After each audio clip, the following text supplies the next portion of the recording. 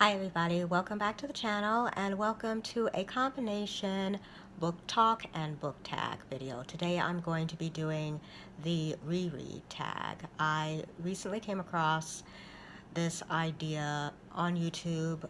I will put the booktuber's video that I found in the description box down below. I believe she's the one who created the tag. I'm not 100% sure. But you'll have to forgive the slightly strange camera situation here. I'm filming on my phone because after issues that I had with my last vlog, I really don't want to have to consistently refilm portions of the footage because audio on my actual camera keeps going out for some reason. So I'm going to be filming this in the parlor with slightly messy bookshelves because we spent the weekend cleaning a bunch of stuff out from the apartment, throwing a lot of stuff away, and we're going to be donating to charity pretty soon. So things are a little all over the place. I'm trying not to show the mess, but hey, that's life. So question number one is, let's assume you do reread if you're doing this tag. I do. Where do you sit on the rereading scale from almost never to all the time? I would say probably, well, that's actually harder to answer than I thought it would be.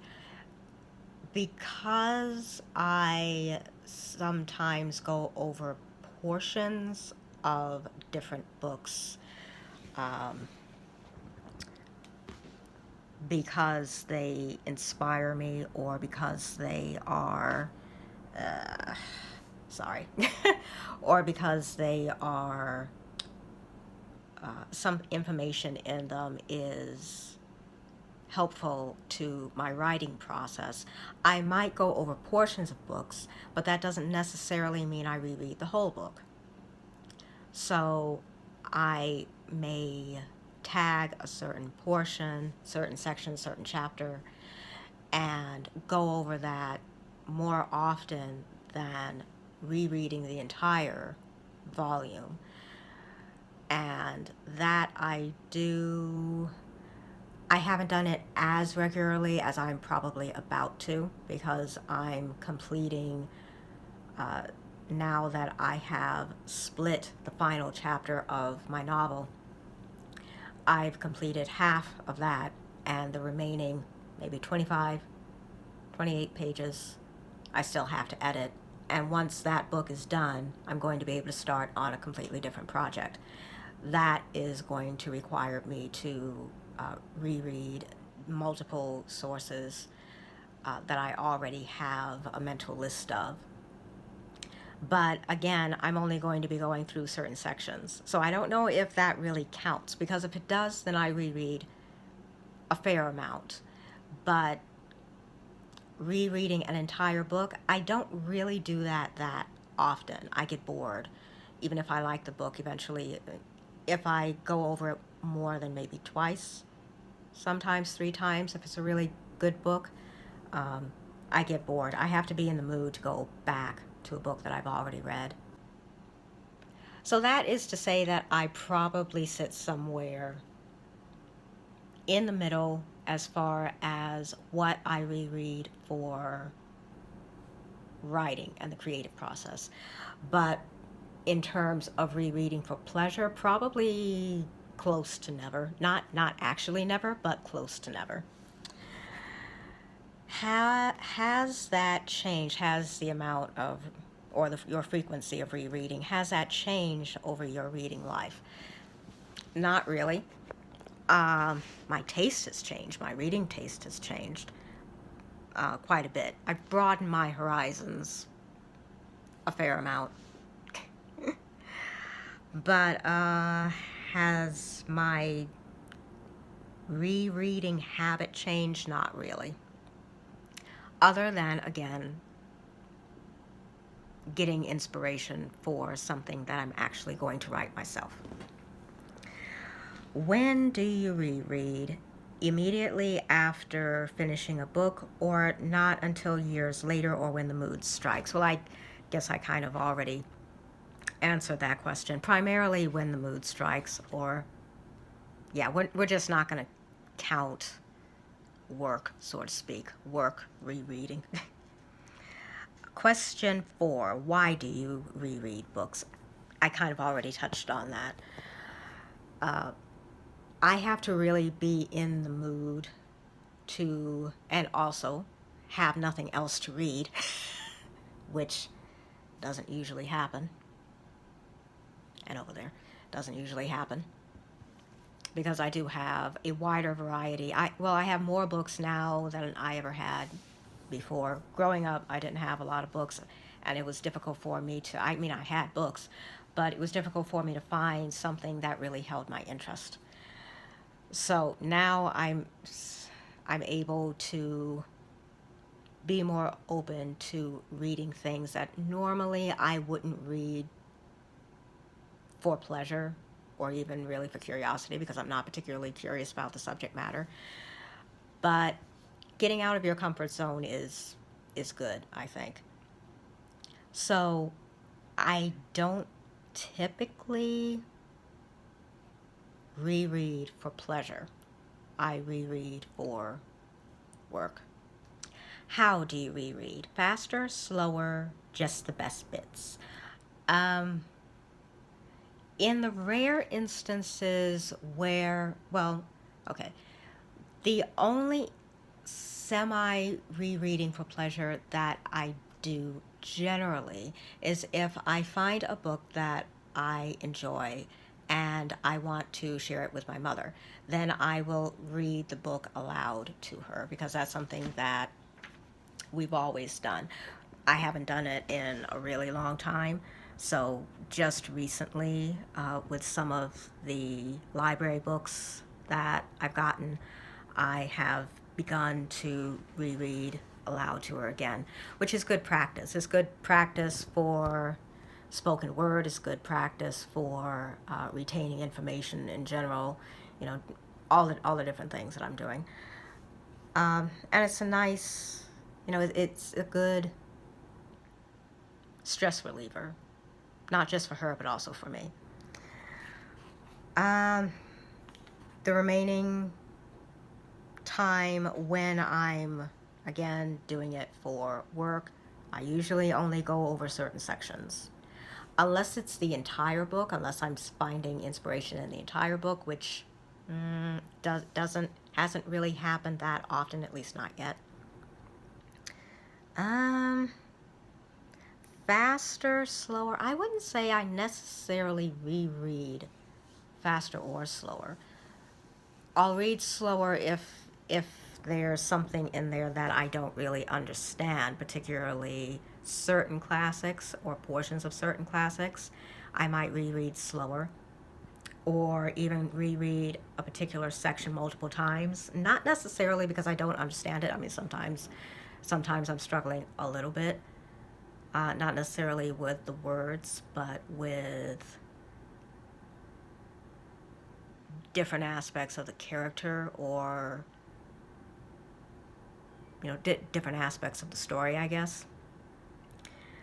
But so in that instance, I might read a little bit slower, I guess, if you want to say that going back over the same section a couple of times is rereading slower. But when she asked that question, I thought going over each word more slowly. I don't generally do that, but I do go back over certain sections repeatedly sometimes, if there's something in there that I'm really trying to absorb.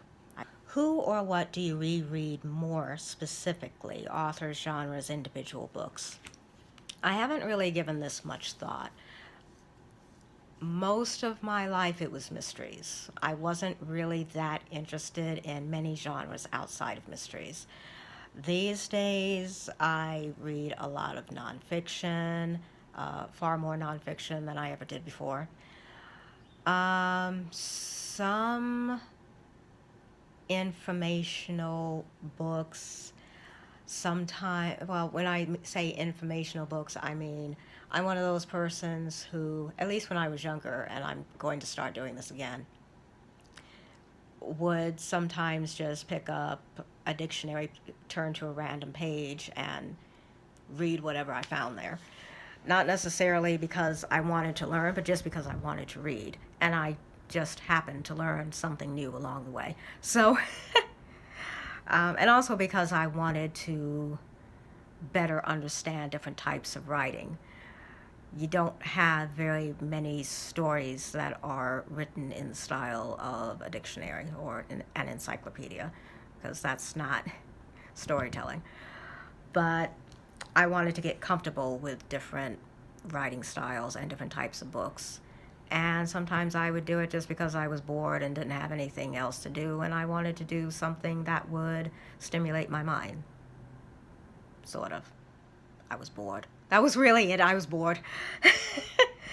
um, Certain authors and genres, it was primarily mystery when I was growing up. It was primarily mystery up until 6 years ago, maybe?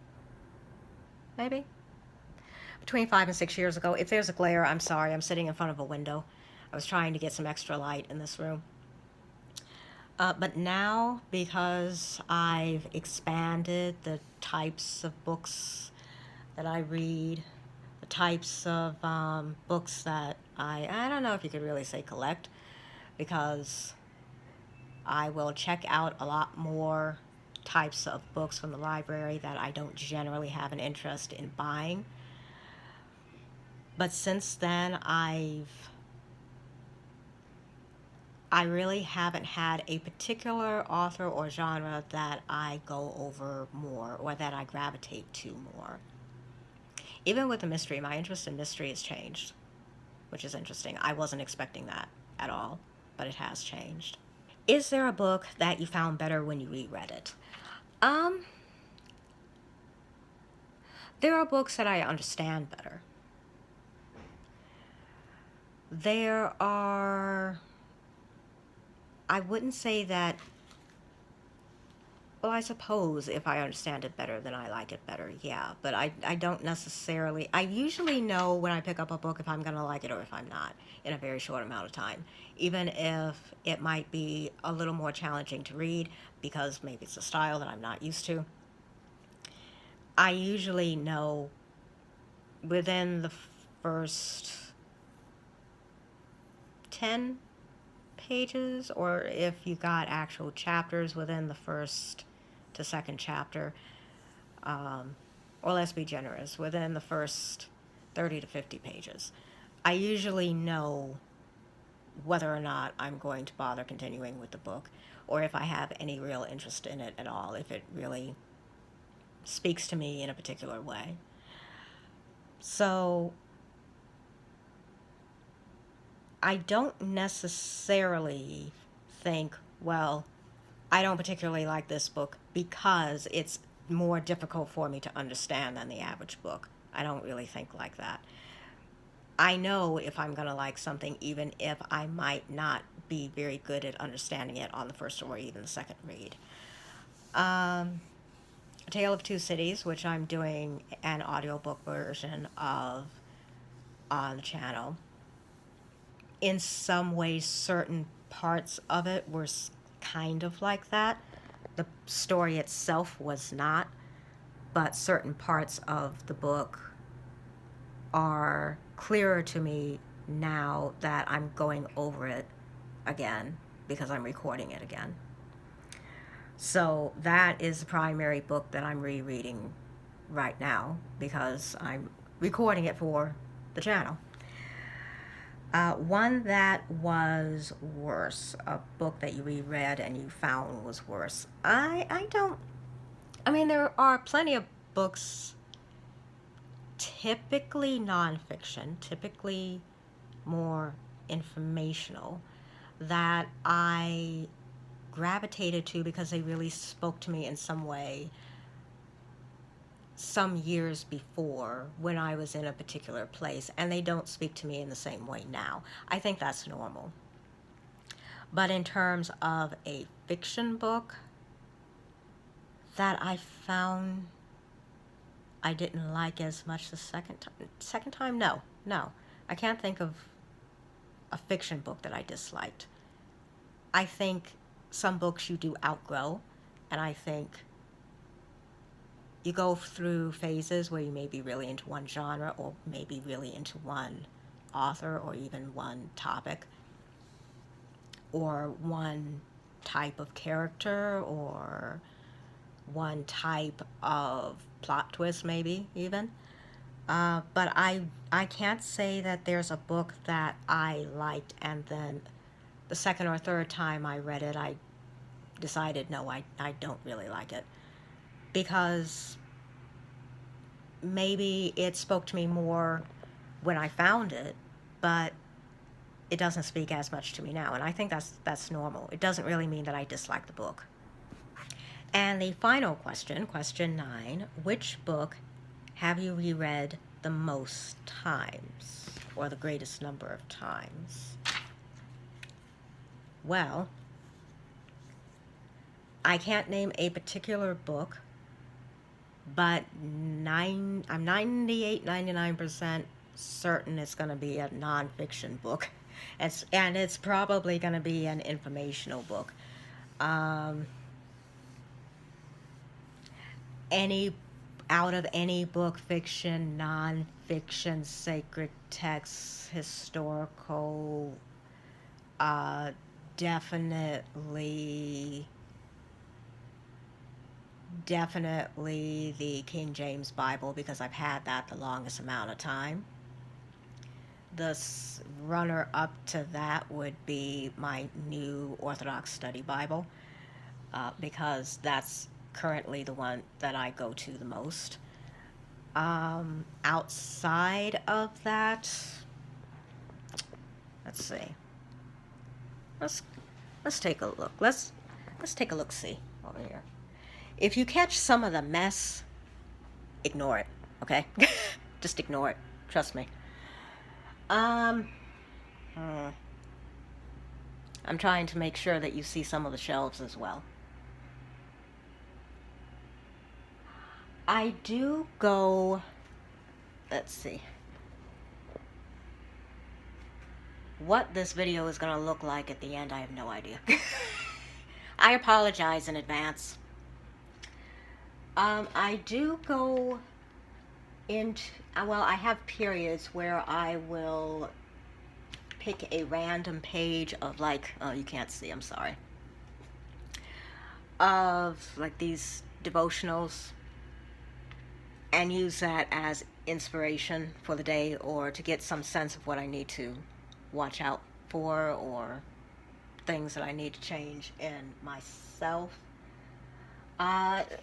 John O'Donohue's To Bless the Space Between Us, which I featured in a book talk video very early on in the channel. This I have and still do periodically find a random page in it and read it because I like the poetic way that these ideas are framed. I find that very inspiring sometimes for my own poetry as well.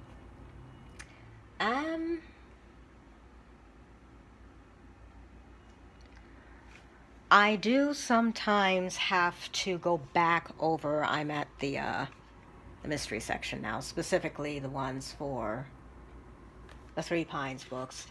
I have reread Still Life by Louise Penny frequently. I'm sorry, I'm trying to point here. I've reread this book several times, as well as A Fatal Grace, because I keep stopping and starting this series. And after a while, I have to go back to the beginning to really feel like I'm immersed in the books, because for this particular series, at least for me, for the Armand Gamage books, I don't necessarily have to, but I want to feel immersed in the story. And in order to do that, I generally go back to the beginning and go all the way through. Now that I'm further along, I don't really do that. anymore. I just go back to the book that I left off on, in part because I don't really remember what happened. It's usually been a while. I take a long break, go into other books, and then I go on a streak. Usually that's what I've done in previous instances. I go on a reading streak where everything I'm reading is Louise Penny.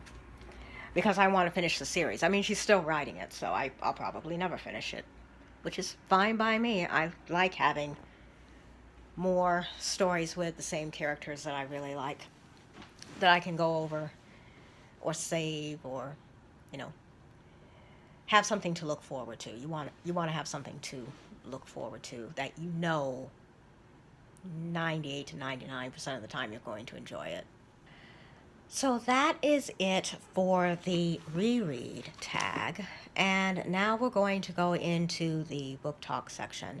And for this is not going to be a typical book talk section, because it's going to be more like a combination of me talking about two different library books that I mentioned previously I had picked up and was starting to go through. But I also want to talk about, well, I want to do some channel updates, and I also want to talk about, how should I put it? Trying to avoid falling into the trap of making the channel be the reason that I read. I'm quite sure, in fact, I haven't seen the videos, but I have seen video titles by other booktubers who have touched on this topic before. And I will say it is a hazard. I have been uploading content to my channel for approximately a year now. My channel just recently had its 1-year anniversary. I mean, I've had a YouTube account for a very, very long time, but I have never uploaded to the channel until just this past year. And, well, this past fall, yeah. And I think this could technically be a different video, but I didn't want it to be. I wanted it to, because it does kind of go into rereading. Specifically, when you end up, because if you're like me, this is going to happen periodically, you get really enthusiastic about the number of books that you want to read, and you know that you want to read them. You don't just have a passing interest in them. You do want to read them. But there are only so many hours in a day, and you do have other priorities in life. Who came up with that idea? I don't know. But that can be an issue for people who have time constraints. And if you're also working on a channel that focuses on reading content and you want the channel to grow, they encourage you to put out as much content as constantly as possible, as much content as possible, and as quickly as possible, and as regularly as possible. And while I have heard some people say, well, it doesn't matter how much content, is not the quantity, it's the quantity over quality. And yes, that is true. It's true for a whole lot of things besides YouTube. But it's also true that the algorithm, the AI, is only going to push certain things. And in order to get the algorithm to push what you're producing, you almost have to make that the sole focus of your life. Now, for some, I'm sure it's not that way. I'm not saying that if you have a YouTube channel and you want it to grow, then you're doomed to that fate. No. I'm saying that in order for you to grow your channel, people actually have to see the content. In order for people to see the content, they're going to have it suggested to them. In order for it to be suggested to them, you have to be at the mercy of the algorithm. You have to be at the mercy of whatever is trending. And who decides who's trending again? Anybody figure that out by any chance? Yeah. So,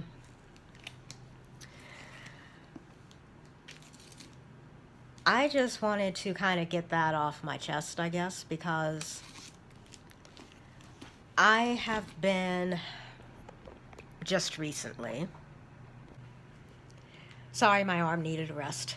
Because remember, I'm filming on my phone, as I'm sure you can tell. Recently, I realized that I was stressing out over creating channels a lot more than I ever wanted to. And I knew that I was, by and large, being silly about it. I don't particularly care about the aesthetics per se. I mean, that's nice, but I'm more interested in actually getting the content out there. I'm more interested in just being me, because I think that, well, I'm not going to speak for other people. I'm just going to speak for myself. I felt that I had to be a certain way for the vast majority of my life, and it took me a really long time to realize that that wasn't really who I was. And I had to, in some ways, put up a front for a very long time. So it's refreshing to not have to do that. Or I should say, it's refreshing to actually choose to not do that. So I had realized that I was stressing out over producing book talk videos specifically every single week. Because it's not that I necessarily dislike filming. Do I like being in front of the camera? Not particularly. I don't think anybody really does, not naturally. I mean, well, maybe some people do. And that's why they make a career out of it. But I'm not really one of those people. And in order for me to do the book talk videos, I have to actually be able to read an entire book cover to cover in 7 days or less.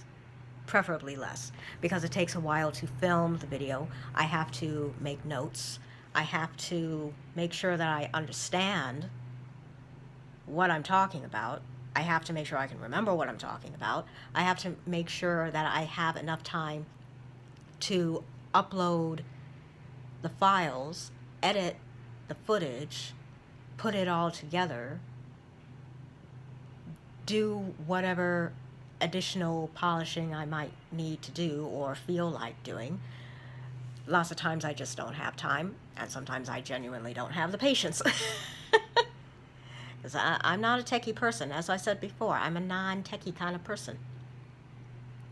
And then I have to upload it to YouTube, and sometimes uploading it to YouTube takes half an hour, 45 minutes.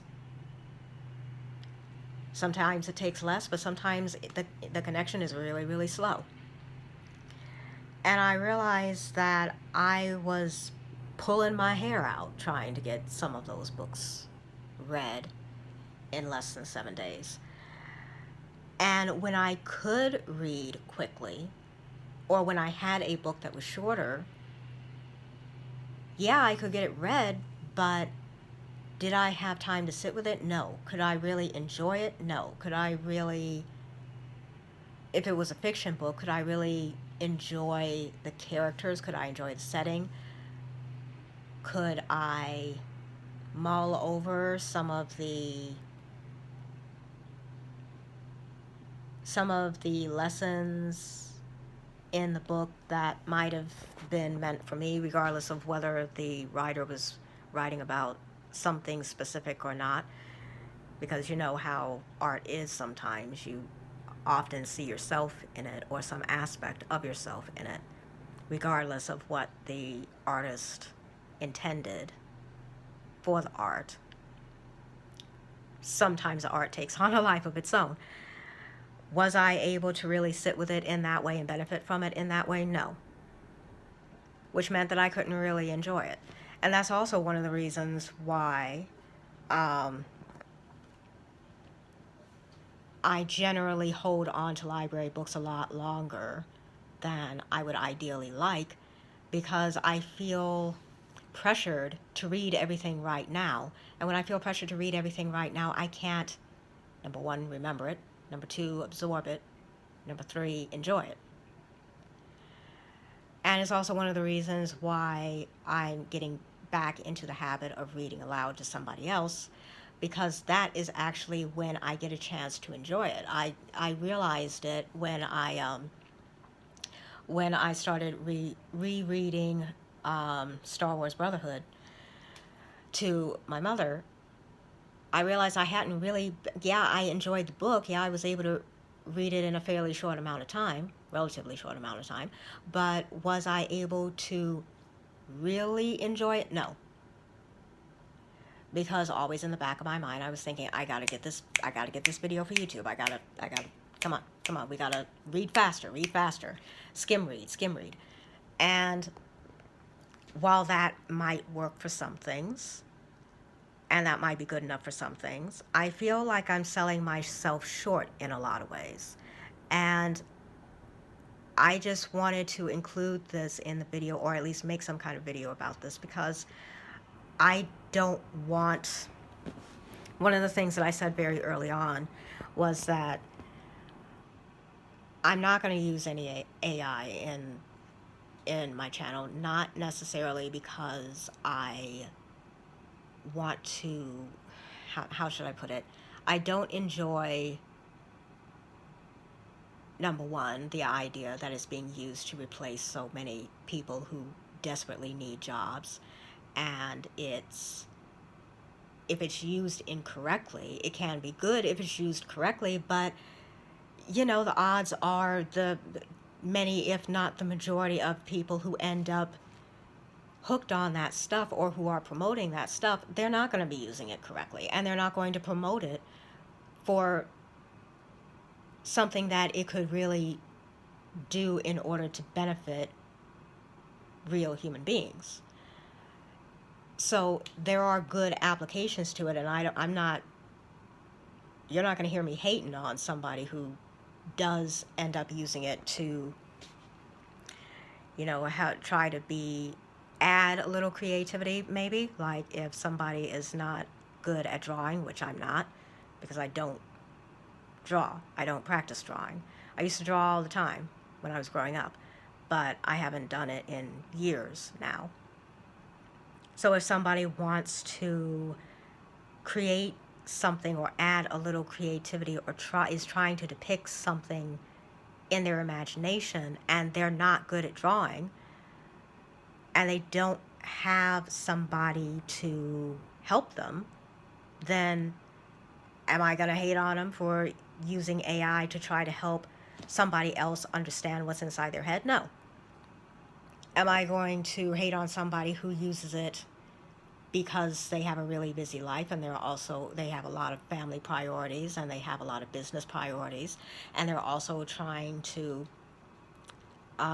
do something creative online while also being honest about the fact that, yeah, they didn't sit down and spend hours or days drawing every little thing? No.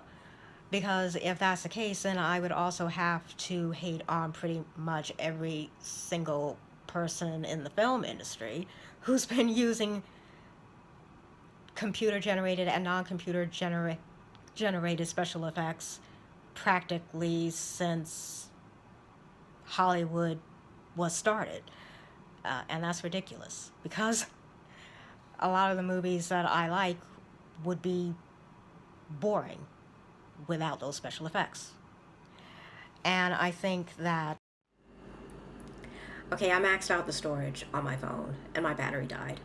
Regardless, as I was saying, I just want to be genuine. I don't want the channel to be the reason that I read, and I don't want to intentionally or unintentionally put forth the illusion or imply that if you want to have, in my case, a channel about books and reading or even the things that you like, that you have to constantly do them, and you have to have a set schedule, and you have to have that schedule carved in stone, and you have to be able to produce a huge amount of content in 7 to 10 days.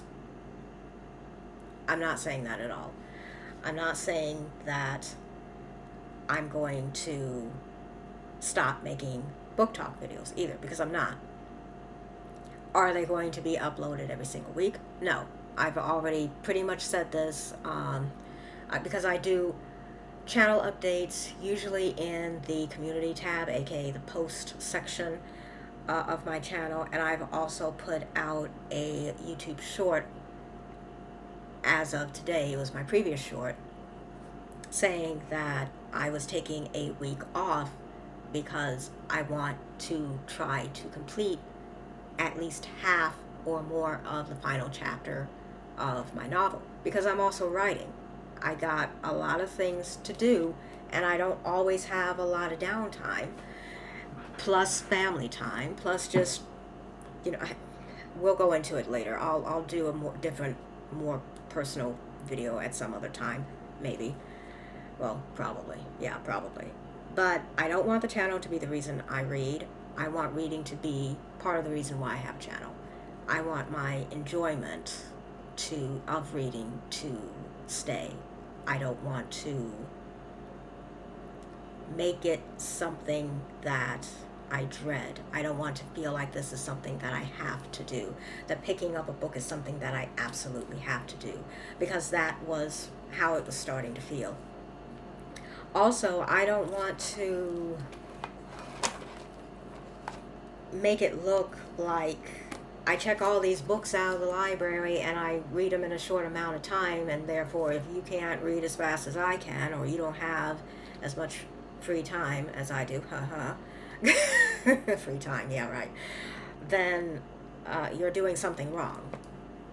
No, that's not what I'm about. So I'm going to start talking about books that, yeah, I am going to reread, but they're primarily because I haven't been able to finish them, or haven't really been able to start them or enjoy them in the way that I wanted to. And these, as of right now, both of these are library books. This is also a way for me to take the stress off of myself. Talking about this is a way for me to take the stress off of myself. I'm just going with the flow. So I hope I finished my thought previously. Yeah, I think I did. If I didn't, I apologize. Unscripted.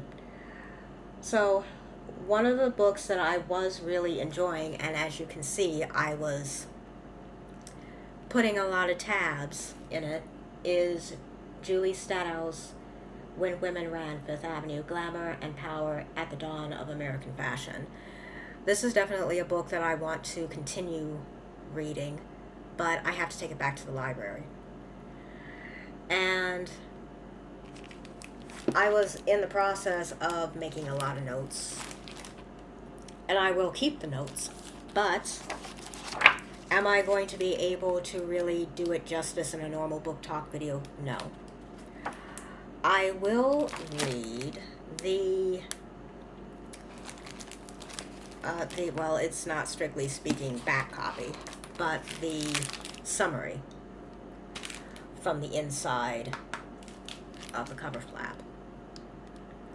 The 20th century American department store, a palace of consumption where every wish could be met under one roof.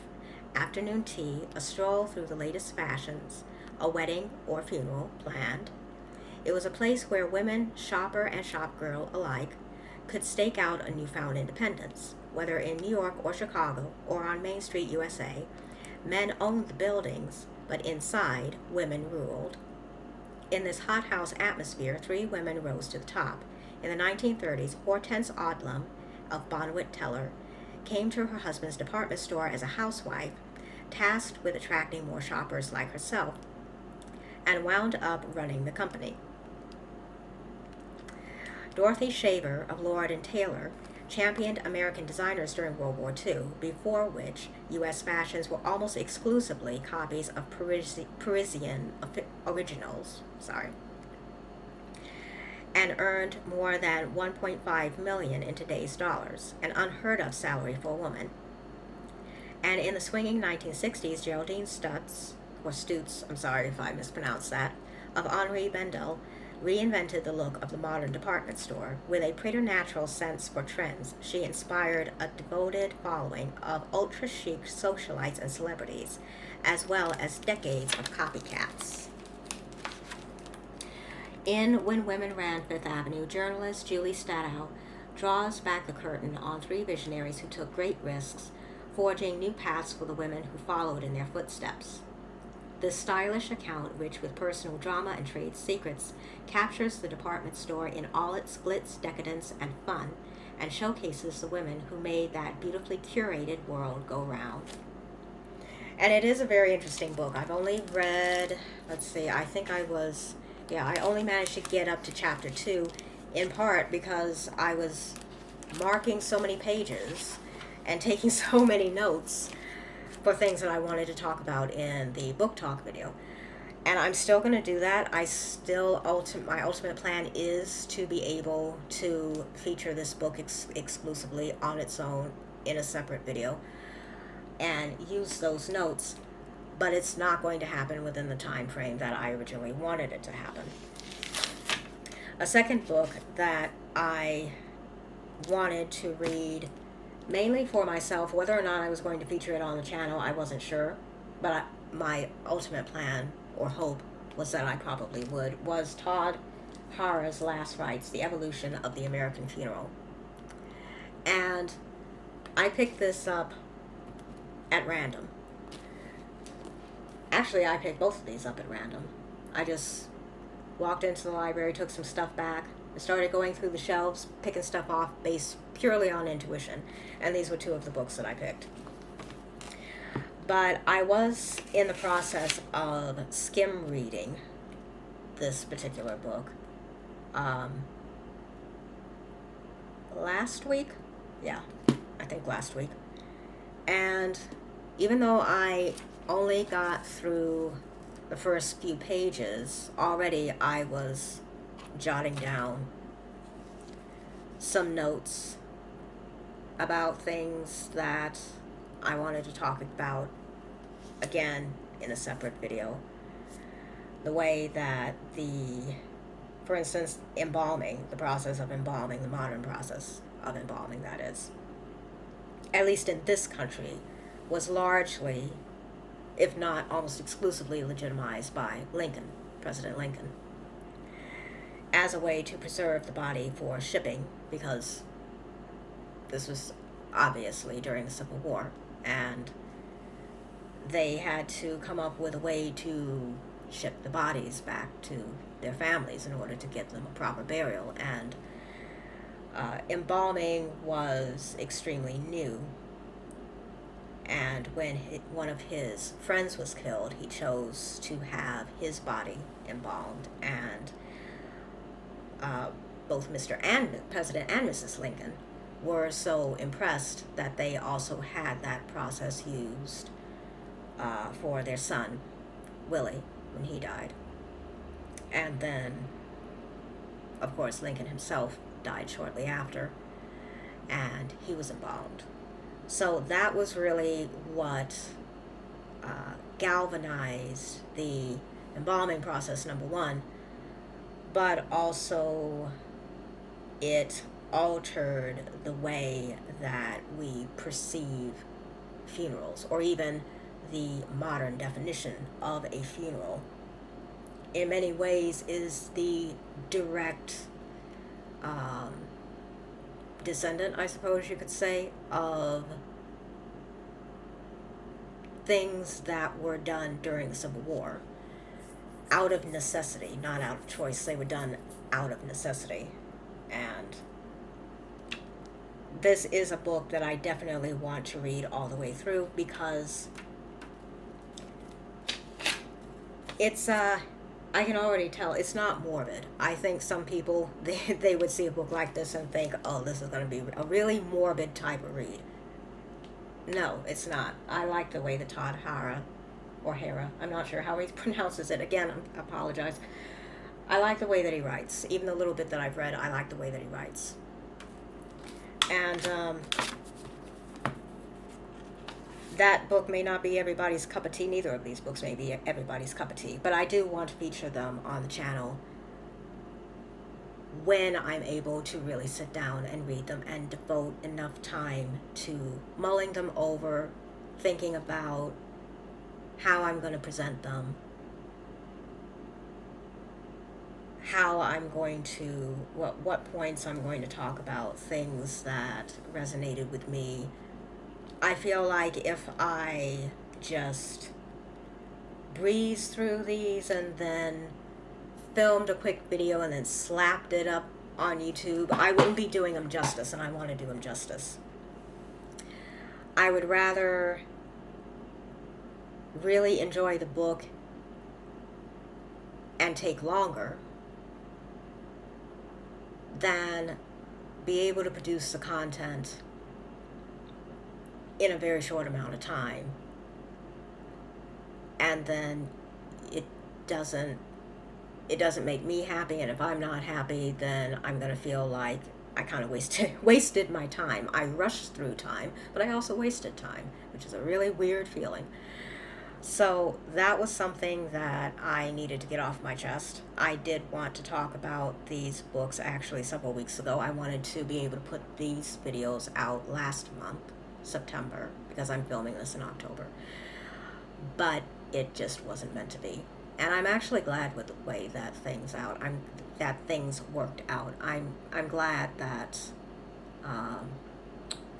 I made the decision that I made. I'm also, channel update, I'm going to experiment with changing is release time the correct term? I'm not 100% sure, but it's the term I'm going to use. The release time of my YouTube content, or at least the video content. The days are gonna stay the same. Monday, miscellaneous videos.